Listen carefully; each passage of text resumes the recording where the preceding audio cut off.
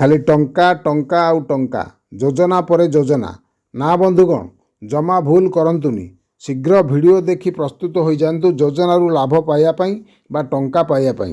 तेबे बंधुगण आज आम जानिबा आउ एक योजना ममता योजनार नुआ अपडेट कौन अच्छी नुआ अपडेट केउ माने लाभ पाइबे और केबे पाइबे ता पूर्व आपण मानक अनुरोध जदि चैनल को सब्सक्राइब करिनाहांती बा नुआ देखुचंती एबे ही सब्सक्राइब करी पाखरे आसुतवा घंटी चिन्ह को दबाई ऑल ऊपर सिलेक्ट कर दियंतु जहाद्वारा कि मु जहाँ जितेबले ही हेल्पफुल वीडियो अपलोड करी आपण माने सर्वप्रथमे देखिपारे।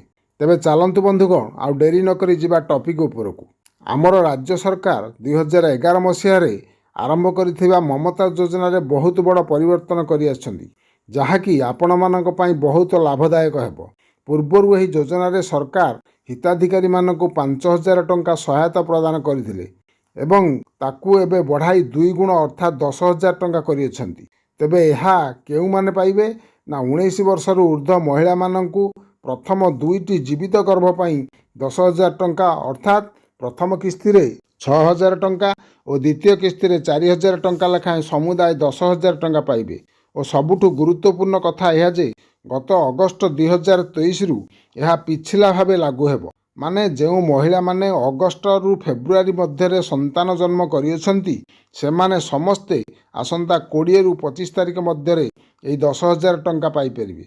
पूर्वर महिला गर्भाधानर प्रथम 6 मासरे 3,000 टंका और शिशु को 10 मास परे 2,000 टंका मिलुथुला।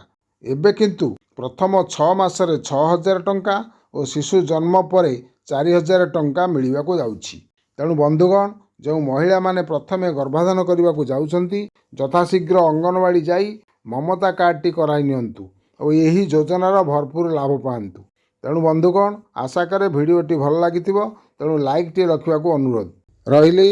नमस्कार, जय जगन्नाथ।